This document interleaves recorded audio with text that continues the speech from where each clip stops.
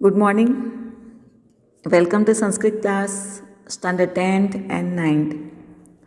આજે આપણે જે ટોપિકની ડિસ્કશન કરવાના છે એમાં સ્ટેન્ડર્ડ 10થમાં સેક્શન એ ક્વેશ્ચન નંબર 7 જે તમને પૂછાય છે અધોદત્યેભ્ય ગદ્ય ખંડસ્ય પઠિત્વા તદાનુસારમ સંસ્કૃત પ્રશ્નાનામ ઉત્તરાણી સંસ્કૃત ભાષાએ લિખતમ. આ જે પ્રશ્ન છે એ સેક્શન એમાં 4 માર્ક્સમાં પૂછાય છે, 4 માર્ક્સ. અને આ જે છે એ પઠિત એટલે કે તમારા ટેક્સ્ટબુકમાં જે પણ લેશન છે એ લેશનમાંથી કોઈ પણ પેરેગ્રાફ તમે ભણેલા છો એ પૂછાય અને એની નીચે તમારે પ્રશ્નોના જવાબ આપવાના છે. તો એકાદ સરળ તમને 4 માર્ક્સ ના આપી દે, એકાદ પ્રશ્ન તો ટ્વિસ્ટેડ પૂછે જ કે જેમાં સીધો જવાબ ન આવતો હોય. તો એવા કેટલા ચેપ્ટર્સ છે, તો આપણે ક્રમશઃ એ બધા જ ચેપ્ટર્સને કવર કરીશું. તો વિદ્યાર્થી મિત્રો, સૌપ્રથમ આપણે જોઈએ કે એવા કેટલા ચેપ્ટર્સ છે જે લેશન આધારિત છે. તેમાં હું તમને અત્યારે નંબરિંગ કરી દઉં છું. નંબર 2, 4, 5, 6, 7 પદ્ય છે.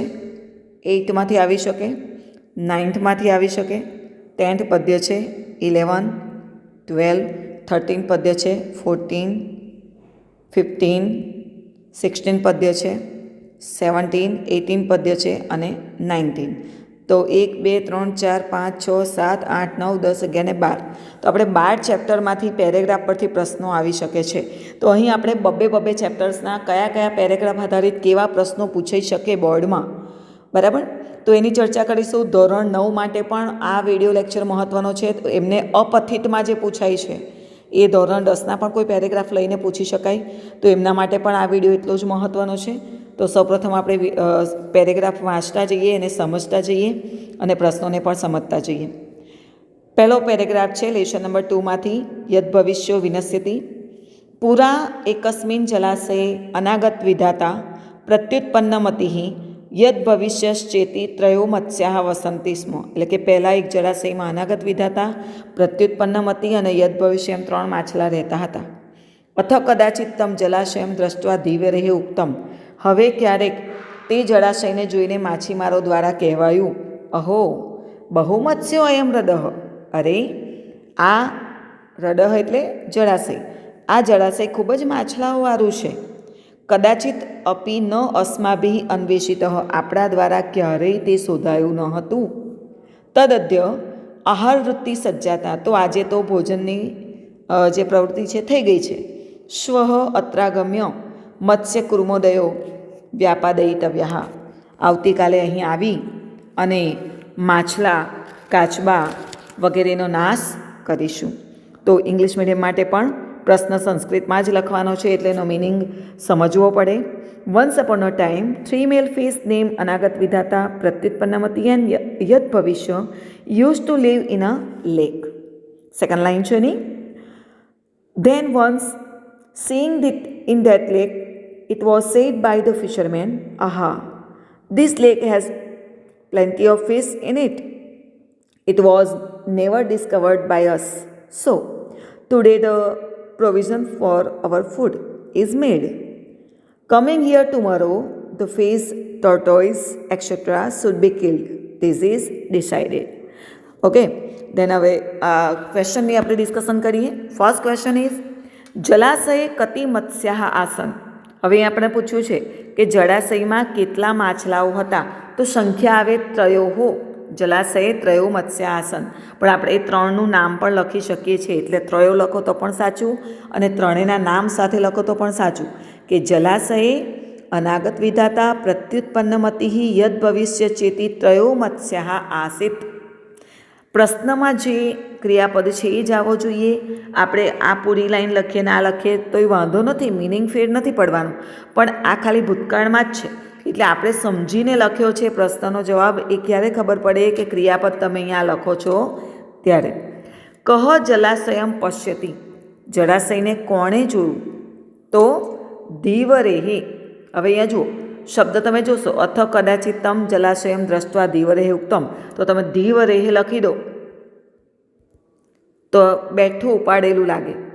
તો અહીંયા દીવરહ કહથી પ્રશ્ન પૂછ્યો છે એટલે આપણે દીવરહ લખીએ. અહીંયા આપણે ચિત્રમાં 2 માછીમાર છે પણ અહીંયા એક વાક્ય એક વચનમાં જ પૂછ્યું છે એટલે દીવરહ જલાશય પશ્યત એ રીતે જ લખવું પડે આપણે. જલાશય કીદૃશ આસીત એટલે કે જલાશય કેવું હતું? તો કે જલાશય બહુ મત્સ્ય હૃદહ અથવા જલાશય બહુ મત્સ્ય આસીત. જલાશયમાં શું હતું? ઘણી બધી માછલીઓ હતી. હવે અહીંયા સંધિયુક્ત જુઓ, અયમ છે. આ હૃદહ શબ્દ હવે બીજી વાર તમે લખી કાઢો. અહીંયા જો બેઠી જ લાઈન અહીંયા લખો તો શું થશે? જળાશય બહુ મત્સ્યો અયમ હૃદહ એટલે કે જળાશય ઘણી બધી માછલીઓવાળું જળાશય હતું. એટલે 2 વાર શબ્દ આવે એટલે હૃદહનો મિનિંગ સમજવો પડે. એટલે અહીંયા એક જ વાર હૃદહ લખો અથવા જલાશય લખો. બહુ મત્સ્ય આસીત ઘણી માછલીઓવાળું હતું. તો કીદૃશની જગ્યાએ ફક્ત બહુ મત્સ્યો અયમ શબ્દ પણ લેવાનો નથી. જલાશયમ દ્રષ્ટવા ધીવરેહે કિમ ઉક્તમ. હવે આનો આન્સર હવે પૂરા વાક્યમાં આવશે કે જલાશયમ દ્રષ્ટવા ધીવરેહે ઉક્તમ, પછી ઇન્વર્ટેડ કોમા કરીને આખી લાઈન લખો. આ સીધો આન્સર તમારો અહીં આવશે. હવે આપણે નેક્સ્ટ જે પેરેગ્રાફ છે એ જ લેશનનો એને બીજો પેરેગ્રાફ જોઈશું. અથ તેષામ તત્ કુલિશોપમમ વચનમ સમાકર્ણ્ય મત્સ્યા પરસ્પરમ પ્રાહુ. હવે તેષામ એટલે તેમનું એટલે કોનું? ફિશરમેનનું, જે માછીમારો છે એમનું. તત્ કુલિશોપમમ એટલે કે તેમના વજ્ર જેવી ઉપમા આપી શકાય તેવા વાત સાંભળીને, વચનમ એટલે વાત સાંભળીને, મત્સ્યા પરસ્પરમ પ્રાહુ એટલે માછલાઓ એકબીજા સાથે બોલ્યા. Then having heard attentively their speech resembling a thunderbolt, the fish said to one another, શ્રુતોયમ ધીવરાલાપઃ. એમણે શું કીધું? માછીમારોની વાતચીત સાંભળી. This conversation of fishermen is heard. અધુના અસ્માભિઃ કિમ કર્તવ્યમ. હવે આપણે શું કરવું જોઈએ? Now what should be done by us? તત્ર અનાગત વિધાતા નામ મત્સ્ય પ્રાહ. ત્યાં અનાગત વિધાતા નામનો માછલો બોલ્યો. The fish name અનાગત Vidhata that said, નૂનમ પ્રભાત સમય ધીવરાહ અત્ર આગમ્ય મત્સ્ય સંશયમ કરિષ્યતિ ઇતિ મમ મનસી વર્તતે. ચોક્કસ સવારના સમયે માછીમારો આવશે અને અહીં આવીને માછલાઓનો નાશ કરશે જ એવું હું માનું છું, મારા મનમાં હું વિચારું છું. I think the fishermen will indeed come here and destroy the fish totally. I think મમ મનસી વર્તતે. તન્નયુક્તમ સાંપ્રતમ ક્ષણમપી અત્ર અવસ્થતું. તો અહીંયા સહેજ પણ સમય બગાડવો જોઈએ નહીં. So it is not right to stay here even for a moment. થોડો સમય પણ અહીંયા બગાડવો ન જોઈએ. અસ્માભિઃ રાત્રો એવા કિંચિત સમીપમ સરહ ગંતવ્યમ. આપણે રાત્રે જ કોઈ નજીકના સરોવરમાં જતા રહેવું જોઈએ. Tonight itself we should go to a lake nearby. અહમ તાવત જલાશયાંતરમ ગચ્છામી. As for me I am going to another lake. તો આ રીતે આપણે પેરેગ્રાફને પ્રોપર સમજ્યા ભણ્યા જ છે. તો એના પછીના ક્વેશ્ચનની ચર્ચા કરીએ. કીદૃશમ વચનમ સમાકર્ણ્ય મત્સ્યા પરસ્પરમ પ્રાહુ. કેવું વચન સાંભળીને માછલાઓ એકબીજા સાથે બોલ્યા? તો અહીંયા આવશે તત કુલિશોપમમ. તો આપણે તત શબ્દ નહીં લખવાનો પણ શું લખવાનું? કીદૃશ એટલે કુલિશોપમમ, બસ. વચનમ સમાકર્ણ્ય પાછળની લાઈન એઝ ઇટ ઇઝ લખવાની છે. કશ્ય આલાપઃ ધીવરેહે શ્રુતમ. આલાપઃ એટલે વાતચીત. કોણે? કશ્ય એટલે કોણે માછીમારોની વાતચીત સાંભળી? તો શું આવશે? કશ્ય એટલે મત્સ્યાહા. મત્સ્યાહા આલાપઃ ધીવરેહે શ્રુતમ એટલે માછીમારોની વાતચીત માછલાઓએ સાંભળી. ધીવરાહા પ્રભાત સમયે કિમ કરિષ્યંતિ એટલે માછીમારો સવારના સમયે શું કરશે? તો હવે જુઓ અહીંયા વાક્યરચના કેવી રીતે આવશે? આ જે વાક્ય છે એ અનાગત વિધાતા નામનો માછલો બોલે છે એટલે આપણે માછલો બોલે છે એવી રીતે નથી લખવાનું, પણ માછીમારો આવીને શું કરશે?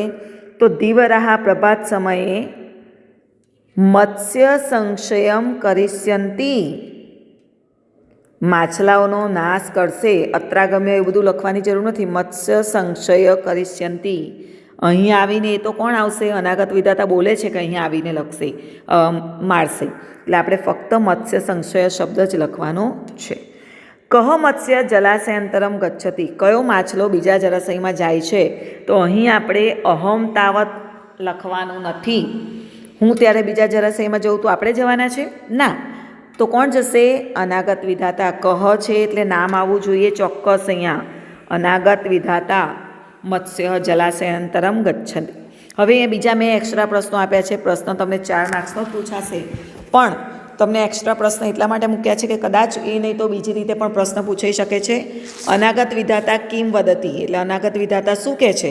તો આ આખી જે લાઈન છે અહીં સુધી, એ ત્રણેય લાઈન આપણે લખવી પડે કે નૂનમ પ્રભાત સમયે દીવરાહત્રાગમ્ય મત્સ્ય સંશયમ કરી સતી મમ મનસી વર્તતે તન્યુક્તમ સાંપ્રતમ ક્ષણમપી અત્ર અવસ્થિતું અસ્માભિ રાત્રોવ કિંચિત સમીપમ સરગંતવ્યમ અહમ તાવત જલાશયંતરમ ગચ્છામિ. આ રીત લખવાનું. કુલિશઃ શબ્દસ્ય કહ અર્થ, તો કુલિશ શબ્દનો અર્થ લખવો પડે. ગુજરાતી મીડિયમમાં હોય તો વજ્ર અને ઇંગ્લિશ મીડિયમવાળા હોય તો થંડરબોલ્ટ. એ રીતે શબ્દનો અર્થ પણ પૂછાઈ શકે છે. સંધિ પણ પૂછાઈ શકે છે. અહીંયા શ્રુતોયમ શબ્દસ્ય સંધિ વિચ્છેદ કહ, તો શ્રુત પ્લસ અયમ. તમને કૃદંત પણ પૂછાય કે અવસ્થાતુમ કહ કૃદંત, તો હિતવર્થ કૃદંત.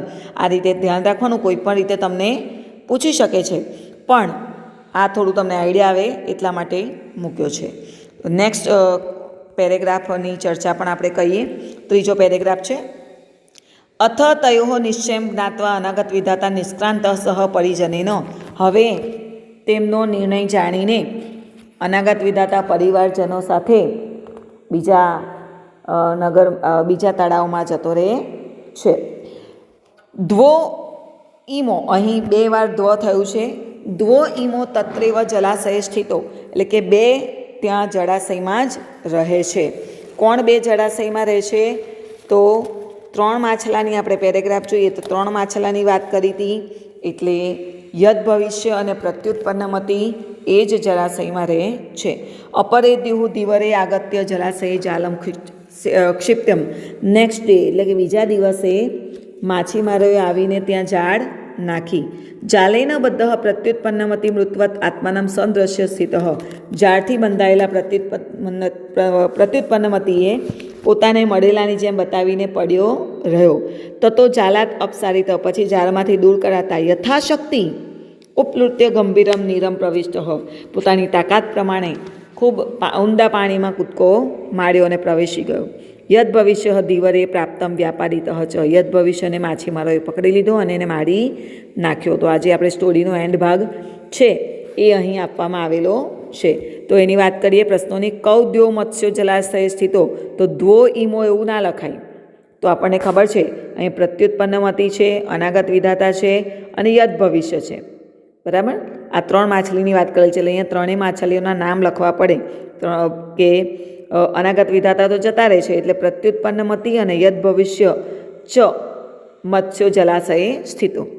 અપરે દ્યુઃ દિવરે આગત્ય જલાશય કિમ ક્ષિપ્તમ, તો નેક્સ્ટ ડે જે ફિશરમેન કમ એન્ડ શું નાખે છે? Through net, throw in the net. શેમાં નાખ્યું? In the lake. લેકની અંદર એ નેટ નાખે છે, એટલે કિમની જગ્યાએ ફક્ત આપણે જાલમ લખવાનું છે પૂરા વાક્યમાં. મિત્રો, જો પ્રેઝન્ટેશન સારું કરવું હોય ને તો આન્સરની નીચે, જેમ કે અહીંયા આપણે તમે લખો છો અપરે દ્યુઃ પૂરા વાક્યમાં લખવાનું, ધીવરે હે આપણે બોર્ડમાં લખવાનું છે, બોર્ડની એક્ઝામ આપવાની છે એટલે ખાસ ધ્યાન રાખીશું. જલાશય, બરાબર. કિમની જગ્યાએ આવ્યું જાલમ, તો આન્સર લખ્યા પછી એની નીચે અંડરલાઇન ખાસ કરવાની, એટલે હાઇલાઇટ થાય અને પેપર ચેક કરનારને તરત જવાબ મળી જાય. નેક્સ્ટ જોઈએ. જાલેન બદ્ધ પ્રત્યુત્પન્નમતી કીદૃશ સ્થિત, કે ઝાડમાં જ્યારે પ્રત્યુત્પન્નમતી પકડાઈ જાય છે ત્યારે કેવો પડી રહે છે? તો કે મૃતવત આત્માનમ મૃતવત સંદ્રશ્ય, એટલે કે પોતાની જાતને મળી ગયો છે એવું બતાવીને સ્થિત પડ્યો રહે છે. કહ મત્સ્ય દિવરે પ્રાપ્ત વ્યાપારિત, કયા માછલાને માછીમારોએ પકડ્યો અને મારી નાખ્યો? તો યદ ભવિષ્ય, યદ ભવિષ્ય મત્સ્ય ધીવરે પ્રાપ્ત વ્યાપારિત.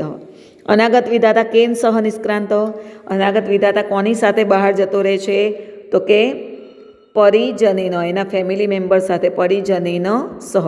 મિત્રો, બીજી વસ્તુ ધ્યાન રાખીશું કે જે વિભક્તિમાં આપણને પ્રશ્ન પૂછ્યો છે આન્સર પણ આપણે એ જ વિભક્તિમાં આપવાનો રહેશે. હવે આપણે અહીં જોઈએ કે ચેપ્ટર નંબર 2 એટલે કે બીજા પ્રકરણની વાત કરી, જેમાંથી 3 પેરેગ્રાફ એવા છે કે જે ગદ્ય સમીક્ષામાં પૂછાઈ શકે એવા છે. આની સાથે એક બીજું પ્રકરણ પણ કવર કરી લઈએ, જે છે પ્રકરણ નંબર 4, જેમાં મારી દ્રષ્ટિએ એક પેરેગ્રાફ નીકળે છે એવો જે ગદ્ય સમીક્ષામાં પૂછાય, તો આજે એને પણ કવર કરી લઈશું. આગળ વધીએ.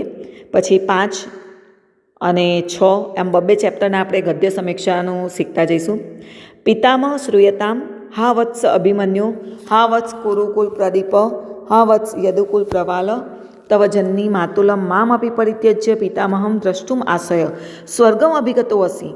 હવે જુઓ કે આ જે વાક્ય છે એ ઘટોત્કચ ધૃતરાષ્ટ્રની સભામાં બોલે છે, જે અર્જુનના શબ્દો છે. પિતામહ સાંભળો, હા પુત્ર અભિમન્યુ, હા પુત્ર કુરુકુલ પ્રદીપ, હા વત્સ યદુકુલ પ્રવાલ, તવ જનની તારી માતાને, માતુલ એટલે મામાને, મામ અપી મમ પ્લસ અપી સંધિ છે મને પણ, પરિત્યજ્ય છોડીને, પિતામહ એટલે દાદા પાંડુને, દ્રષ્ટુમ આશય મળવાના આશયથી સ્વર્ગમ અભિગતો વસી સ્વર્ગમાં જતો રહ્યો.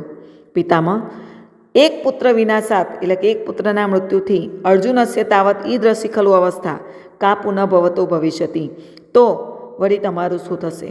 તત ક્ષિપ્રમ ઇદાનીમ આત્મબલાધાનમ કૃષ્વ, તો અત્યારે ઝડપથી આત્મામાં બળને ધારણ કરો. યથા તે પુત્ર શોક સમુત્થિતો અગ્નિ દેહ પ્રાણમય હવિરીતિ, નહીં તો તમારા પુત્ર શોકથી ઉત્પન્ન થયેલો અગ્નિમાં તમારો દેહ હવિમય બની જશે, પ્રાણ અને દેહ હવિમય બની જશે. તો અહીં પ્રશ્નોની ચર્ચા કરીએ આપણે. અભિમન્યુ કસ્ય પુત્ર આસિત?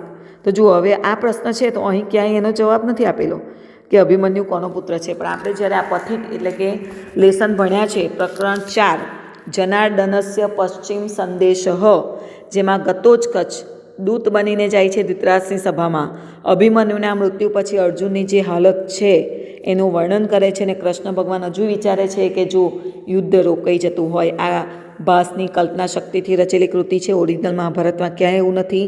તો આપણે બધા જાણીએ છીએ કે અભિમન્યુ કશ્યથી પ્રશ્ન પૂછાયો છે, એટલે આપણે જવાબ લખીશું અર્જુનસ્ય પુત્ર આસિત. અભિમન્યુ માતુલ કહ. હવે એ માતુલ શબ્દ તો આપ્યો છે, પણ માતુલનું અહીં નામ નથી. માતુલ એટલે શું? તો કે મામા. તો આપણે માતુલનું મેટર્નલ અંકલ એ ન ખબર હોય તો આપણે લખી શકીએ નહીં, જવાબ આવડતો હોવા છતાં પણ. તો આપણે માતુલ એટલે શું? મામા. તો અભિમન્યુ માતુલ કહો, તો અહીંયા તમે શ્રી કૃષ્ણ પણ લખી શકો, જનાર્દન પણ લખી શકો. બરાબર. શ્રી કૃષ્ણ. અભિમન્યુ કમ દ્રષ્ટુમ સ્વર્ગમ અભિગત. અભિમન્યુ કોને જોવા માટે સ્વર્ગમાં ગયો? તો કે પિતામહમ. કમથી પ્રશ્ન પૂછ્યો છે તો પિતામહમ શબ્દ આન્સર આવશે. યથા તે સમુત્થિતો અગ્નિર ખાલી જગ્યા હવિરીતિ, નહીં તો આ તમારો જે અગ્નિ ઉત્પન્ન થશે તેમાં હવિ શું બનશે? તો કે દેહત પ્રાણમય. ખાલી જગ્યા છે એટલે સીધો જ શબ્દ આપણે લખવાનો છે. અહીં શબ્દ આવ્યો પ્રવાલ શબ્દસ્ય કહટ. તો અહીંયા જુઓ, આપણે યદુકુલ પ્રવાલની વાત કરેલી છે. પ્રદીપ કુરુકુલ પ્રદીપ, પ્રદીપ એટલે લેમ્પ, દીવો. પણ યદુકુલ પ્રવાલ, યદુકુલનો વંશજ. તો પ્રવાલ એટલે અંકુર. ગુજરાતી મીડિયમમાં હશે તો અંકુર શબ્દ આવશે, અને ઇંગ્લિશ મીડિયમમાં હશે તો સ્કિયોન મિનિંગ થશે એનો. તો એ પણ શબ્દ ઇંગ્લિશ મીડિયમવાળા ઇંગ્લિશમાં લખશે અને ગુજરાતી મીડિયમવાળા ગુજરાતીમાં લખશે. તો નેક્સ્ટ વિડીયોમાં આપણે ચેપ્ટર મેં સ્ટાર્ટિંગમાં તમને જે કીધા એમ ચેપ્ટર બાય ચેપ્ટર 2 ચેપ્ટરના પેરેગ્રાફનું ગદ્ય સમીક્ષા સમજીશું, જેમાં આજે આપણે ચેપ્ટર નંબર 2 અને ચેપ્ટર નંબર 4 આ 2 ચેપ્ટરની ગદ્ય સમીક્ષાનો અભ્યાસ કર્યો.